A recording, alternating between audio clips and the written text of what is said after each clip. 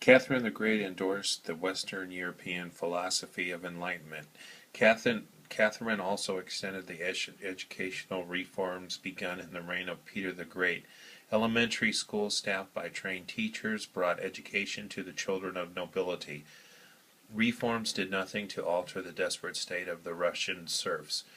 Peasant dissatisfaction resulted into Pugakov's revolt, a rebellion of conscripted laborers and serfs. After a year of successes, Puganov's army was defeated. Peasant dissatisfaction resulted in Puganov's revolt, a rebellion of conscripted laborers and serfs. After more than a year of successes, Puganov's army was defeated. 18th century revolution. The late 18th century was witness of two separate revolutions. Americans won independence from Great Britain. The French toppled absolute monarchy. Revolutionary War was influenced by the works of the philosophes. The political and financial crisis of 18th century France.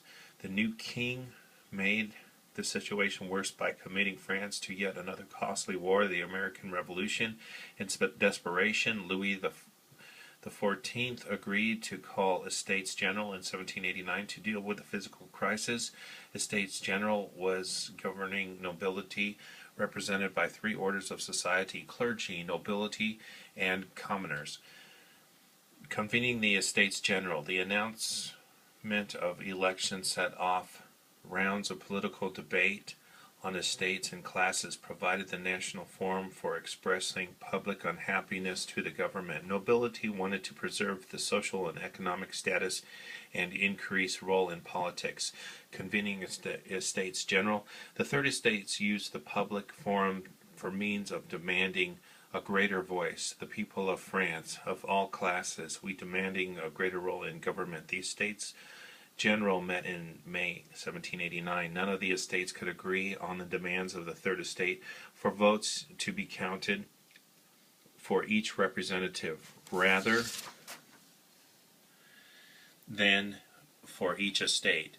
The Third Estate decided to meet apart the other estates, named the National Assembly, that took reformers for the nobility and clergy. The Third Estate met in the tennis court and proposed to construct a new French constitution. All the country awaited the results.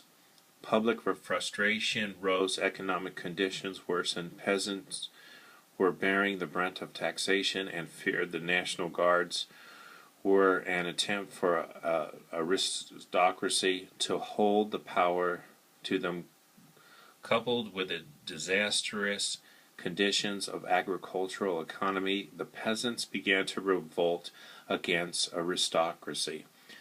Declaring political rights. August 1789, the National Assembly issued Declaration of the Rights of Men and Citizens, enshrined with the basic rights that all Frenchmen, not democratic, rights in the property were retained, and only those who held property could vote. Declaration political rights. Those who controlled the wealth were enshrined as the political elite in 1791 Constitution. The government abolished noble titles and guaranteed freedom of religion. The French government even supported black liberation movements in the Caribbean and outlawed slavery. Despite women's participation in the revolution, their rights were not specifically stated. The trials of the constitutional monarchy. The National Assembly began the reconstruction of the government by dividing the country into departments. This anniversary was the storming. The Bastille was converted into a national celebration of the revolution. Roman Catholic Church also came under attack. All monasteries were dissolved, and the priests became salaried employees of the state. Catholic clergy, unwilling to take an oath to the National Assembly, were driven into hiding. The assault on the church created a counter-revolution movement among the aristocrats in exile. 1791, the National Assembly issued a new constitutional establishment, a limited monarchy. Louis XIV, with little choice, accepted the new constitution. Within months, the king and his family attempted to flee the kingdom and join the counter-revolution. The king was captured and returned to Paris as a prisoner of the state. The new government began its existence hopelessly in debt. Inflation ravaged the already depressed economy. Peasants rioted throughout France. In the midst of the economic disaster, the government declared war in 1792 on Austria.